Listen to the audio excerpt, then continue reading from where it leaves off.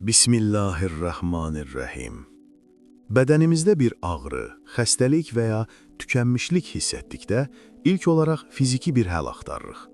Fiziki bir həll yolu, dərman və ya qida axtarışına çıxırıq. Fiziki sağlamlığımıza diqqət etmək son dərəcə vacib olsa da, bəzən çox dərin bir həqiqəti unuduruq. İnsan bədəni sadəcə sümüklərdən və əzələlərdən ibarət mexaniki bir maşın deyil. O, bizim daxili dünyamızın, ruhumuzun nəfəs alan bir aynasıdır. Düşüncələrimiz, narahatlıqlarımız və qəlbimizdə pıçıldatdığımız o səssiz dualar sadəcə havaya qarşı bitmir. Onlar bizim içimizdə səyahət edir. Hər bir ümid dolu düşüncə, hər bir təlaş və hər bir səmimi dua bədənimizdəki hər bir hüceyrəyə birbaşa mesaj göndərir. Zehin davamlı qorxu və mənfi düşüncələrlə yükləndikdə bədən ağırlaşır, gərginləşir və zəifləyir. Lakin zehin səmimi duaların və müsbət gözləntilərin nuru ilə aydınlandıqda bədən də rahatlamağa, sağalmağa və öz təbii tarazlığını tapmağa başlayır. Bugün bu huzurlu səyahətimizdə qəlbimizdə daşıdıqlarımızla bədənimizdə hiss etdiklərimiz arasındakı o gözəl və qırılmaz bağa baxacağıq. Mənəvi duaların və müsbət düşüncənin sadəcə təsəlli verən fikirlər deyil, fiziki sağlamlığımız üçün həqiqi, canlandıran bir şəfa olduğunu öyrənəcəyik. Əgər bugün fiziki olaraq yorğun və ya zehni olaraq tükənmiş hiss edirsinizsə, özünüzə bir anlıq dayanmaq fürsəti verin.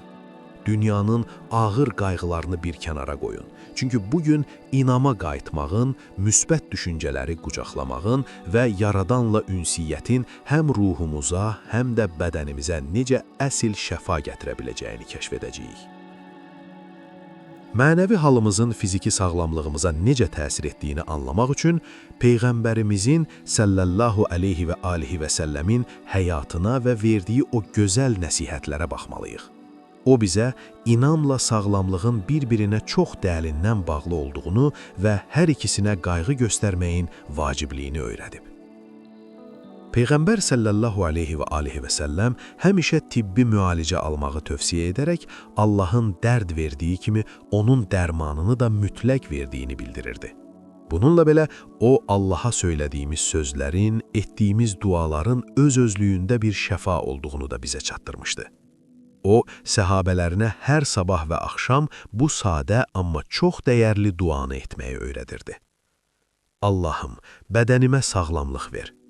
Allahım, qulağıma sağlamlıq ver. Allahım, gözümə sağlamlıq ver. O, niyə hər gün fiziki sağlamlıq üçün dua etməyi vurğuluyurdu? Çünki Allahdan sağlamlıq istəmək əməli, qəlbdə bir müsbət ümid, bir gözlənti yaradır. Sağalmaq üçün dua edəndə siz zehninizə və bədəninizə köməyin yaxında olduğunu, Yaradanın sizin qeydinizə qaldığını xatırladırsınız. Bundan başqa, Peyğəmbər sallallahu aleyhi və alihi və səlləm təfaül adlanan nikbinliyi, hər şeyi xeyrə yormağı çox sevirdi. O, bədbinliyi sevmirdi. O bizə öyrədirdi ki, xəstələri ziyarət edən də onlara ümid və yaşamaq arzusu aşılayan gözəl sözlər deməliyik. Çünki gözəl söz ruhu gücləndirir. Güclü ruh isə zəif bədənə ən böyük dayaqdır. Onun nəsihətlərindən görürük ki, Allaha bağlılıq və nikbin bir qəlb fiziki sağlamlığın ən önəmli təməlləridir. Əsrlər öncə öyrədilən bu dərin mənəvi həqiqətlər bugün müasir elm tərəfindən çox diqqətlə öyrənilir və təsdiqlənir. Bugün alimlər zehinlə bədən arasındakı əlaqəni psixoneyroimmunologiya adlanan xüsusi bir elm sahəsi vasitəsilə araşdırırlar.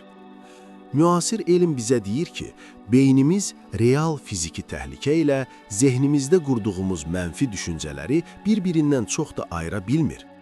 Biz davamlı olaraq narahat olduqda beynimiz kortizol kimi stres hormonları ifraz edir. Zaman keçdikcə bu stres hormonları immunitet sistemimizi zəiflədir, bədəndə iltihab yaradır və insanı yorğun, xəstəliklərə qarşı daha həssas hala gətirir.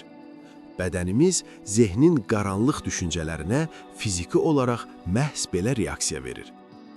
Lakin bunun əksi də olduqca doğrudur. Tibbi araşdırmalar göstərir ki, insan səmimi bir dua etdikdə və ya dərin düşüncəyə, təfəkkürə daldıqda bədəndə rahatlama reaksiyası adlanan bir hal yaşanır. İnsanın nəfəsi yavaşlayır, ürək döyüntüləri nizamlanır və qan təzyiqi aşağı düşür. Beyin stres kimyəvilərini istehsal etməyi dayandırır və bunun əvəzinə bədənin təbii şəfa hormonları olan endorfin və serotonin ifraz etməyə başlayır. Siz sükunət içində oturub yaradana güvəndikdə və müsbət düşüncələrə kökləndikdə bədəninizin kimyasını sözün əsl mənasında dəyişirsiniz. Elm təsdiq edir ki, ümid, İnam və dua immunitet sistemini gücləndirir və bədənin özünü bərpa etməsinə kömək edir. Dua sadəcə mənəvi bir vəzifə deyil, o, bədəninizdəki hər bir hüceyrənin dincəlməsinə və sağalmasına imkan verən bioloji bir ehtiyacdır. İslam mənəviyyatında çox gözəl və vacib bir anlayış var. Hüsnü zənn, yəni Allaha qarşı gözəl güman bəsləmək, onun haqqında müsbət düşünmək. Qüdsi hədisdə uca Allah belə buyurur: "Mən qulumun mənim haqqımdakı zənninə, gümanına görəyəm." Bu insanı çox dərindən düşündürən bir ifadədir. Bu o deməkdir ki, əgər biz Yaradandan mərhəmət, şəfa və xeyir gözləsək, qarşımıza da məhz bu çıxacaq.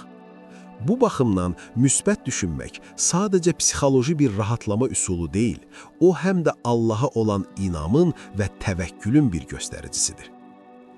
İnsan xəstələnəndə və ya fiziki bir çətinliklə üzləşəndə ümidsizliyə qapılıb mən heç vaxt sağalmayacam deyə düşünmək çox asandır. Lakin biz hüsnü zənni tətbiq etdikdə içimizdəki o mənfi səsi dəyişirik. Biz deyirik ki, bu xəstəlik bir sınaqdır. Ancaq mənim Rəbbim şafidir, şəfa verəndir və qarşıda məni daha gözəl günlər gözləyir. Allaha qarşı bəslənən bu gözəl güman və müsbət gözlənti ümidsizliyin o ağır yükünü çiyinlərinizdən götürür. Qəlbiniz xeyrin gələcəyinə inandığı zaman bədəniniz də öz-özünə qarşı mübarizə aparmağı dayandırır. Əzələlərinizdəki gərginlik azalır. Enerjinizi qorxuya xərcləmək əvəzinə daxili gücünüzü bərpa olmağa, sağalmağa yönəldirsiniz.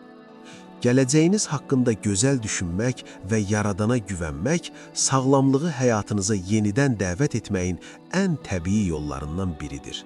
Duyğularımızla fiziki sağlamlığımız arasındakı o həssas balansı daha yaxşı anlamaq üçün İmam Əlinin əleyhissalamın dəyərli hikmətlərinə müraciət edirik. O, daxili halımızın bədənimizə necə təsir etdiyi barədə çox gözəl nəsihətlər vermişdir. İmam Əli əleyhissalam buyurur: "Qəm, kədər qocalığın yarısıdır." Bu sözün nə qədər sadə və dəqiq olduğuna diqqət edək. İnsan kədəri, dərdi və mənfi düşüncələri uzun müddət daxilində saxladıqda, onun üzü daha tez qırışır, qaməti əyilir və bədəni öz canlılığını itirir. Kədər və davamlı narahatlıq bədənin enerjisini və gəncliyini hərfi mənada sömürüb aparır. O həmçinin bizə belə bir nəsihət edir: sağlamlıq ən gözəl sərvətdir. İmam əleyhissalam öyrədirdi ki, zehnimizin huzurunu qorumaq, sağlamlığımızı qorumağın ən yaxşı yoludur. Qəzəbin, həsədin və ya həddindən artıq kədərin qəlbimizdə yer etməsinə icazə verdiyimiz zaman, biz əslində yavaş-yavaş öz bədənimizə zərər vermiş oluruq. İmam Əli əleyhissalam sağlam həyat üçün şən bir qəlbin və ümid dolu bir ruhun vacib olduğunu bizə xatırladırdı. Bizə fayda verməyən ağır duyğuları kənara qoymaqla və zehnimizi Allaha qarşı şükür və güvənlə doldurmaqla həm mənəvi gücümüzü qoruyur, həm də bədənimizi dinc saxlamış oluruq. Bütün bu danışdığımız həqiqətlərin, kədərin bədəni necə zəiflətdiyinin və ümidin necə sağaltdığının ən gözəl sübutunu Yaqub Peyğəmbərin əleyhissalamın həyatında görə bilərik. Bilirik ki, Yaqub Peyğəmbər əleyhissalam sevimli oğlu Yusifi itirdikdən sonra illərlə dərin bir kədər içində yaşadı. Bu ağır qəm-qüssə onun bədəninə birbaşa təsir etdi və o kədərdən, dayanmadan ağlamaqdan gözlərinin nurunu itirdi, kör oldu. İmam Əli əleyhissalamın dediyi kimi, kədər bədəni elə bu cür köhnəldir və zəiflədir. Lakin illər sonra qardaşları Yusifin köynəyini götürüb Misirdən yola çıxdığı an, çox uzaqlarda olan Yaqub Peyğəmbər əleyhissalam ətrafındakılara dönərək böyük bir həyəcanla dedi: "Mən Yusifin qoxusunu alıram." Ətrafındakılar ona inanmadı, lakin onun qəlbi artıq o böyük ümidlə, Allaha olan o gözəl gümanla dolmuşdu. Ruhundakı kədər yerini sevincə və müsbət bir gözləntiyə buraxdığı üçün onun bədəni də sağalmağa hazırlaşırdı. Və o köynək gətirilib üzünə sürtüldüyü an, Yaqubun gözləri yenidən açıldı və görmə qabiliyyəti ona tamamilə qayıtdı. Bu ibrətamiz hekayə bizə çox dərin bir mesaj verir. İnsanı zəiflədən, xəstə salan təkcə bioloji səbəblər deyil, həm də qəlbi bürüyən ağır kədərdir. Lakin ümid, müsbət düşüncə və yaradana olan sarsılmaz inam elə bir şəfa mənbəyidir ki, o bədənin itirdiyi nuru və canlanmanı yenidən geri qaytarmağa qadirdir. Bu sübut edir ki, içimizdə ümidi qoruduğumuz müddətcə, bədənimiz də ruhumuzun bu gözəl inancından şəfa tapacaqdır. İndi, harada əyləşmisinizsə və ya dincəlirsinizsə, bədəninizin sərbəst qalmasına icazə verin. Gözlərinizi yavaşca qapayın. Çiyinlərinizi rahatlayın və əllərinizin dizlərinizin üzərində dincəlməsinə imkan verin. Yavaş-yavaş və dərindən nəfəs alın. Təsəvvür edin ki, siz təmiz, şəfa verən bir nuru, Yaradanın mərhəmətini içinizə çəkirsiniz. Nəfəsinizi yavaşca verərkən, bədəninizdəki bütün fiziki gərginliyi, qayğıları və daşıdığınız ağır düşüncələri sərbəst buraxın. Bədəninizə diqqət edin. Biz adətən stresi və gərginliyi boynumuzda, kürəyimizdə və ya sinəmizdə yığırıq. İndi, ümid dolu bir qəlblə özünüzə səssizcə deyin: "Mən güvəndəyəm. Mənim qeydimə qalan var. Mənim Rəbbim şəfa verəndir." Peyğəmbərimizin sallallahu aleyhi və alihi və səlləmin o sadə və gözəl duasını xatırlayın. Aldığınız hər rahat nəfəslə qəlbinizdə pıçıldayın: "Allahım, bədənimə şəfa ver. Allahım, zehnimə şəfa ver. Allahım, ruhuma dinclik ver." Sinənizdəki o sıxıntının necə yumşaldığını və əridiyini hiss edin. Yaradana güvəndiyiniz zaman dünyanın ağırlığını tək başına çiyinlərinizdə daşımağa məcbur deyilsiniz. Onu buraxın.